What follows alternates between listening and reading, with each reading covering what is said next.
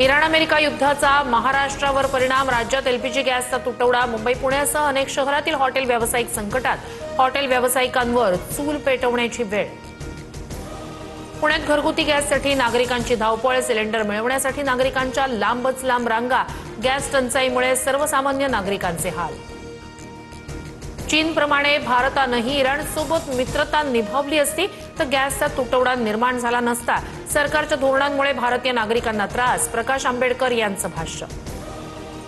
मंत्रालयातील कॅन्टीन सुरू, TV9 मराठीचा रियालिटी चेक। गॅस तुटवड्यामुळे काल विधान भवनातील आमदारांना जेवण मिळालं नाही, आज मंत्रालयातील कॅन्टीन बंद, काँग्रेसच्या विजय वडेट्टीवार यांचा दावा। मुंबईतील महालक्ष्मी धोबी घाटाला गॅस टंचाईची झळ, सिलेंडर अभावी कपडे सुकवण्याच्या मशीन्स बंद, व्यापाऱ्यांमध्ये चिंतेचं वातावरण। नागपूरमध्ये गॅस सिलेंडरचा काळा बाजार रोखण्यासाठी प्रशासन ऍक्शन मोडवर, गॅस एजन्सीच्या गोडाऊनवर अन्न पुरवठा विभागाची छापेमारी, ग्राहकांची लूट थांबवण्यासाठी कडक कारवाई।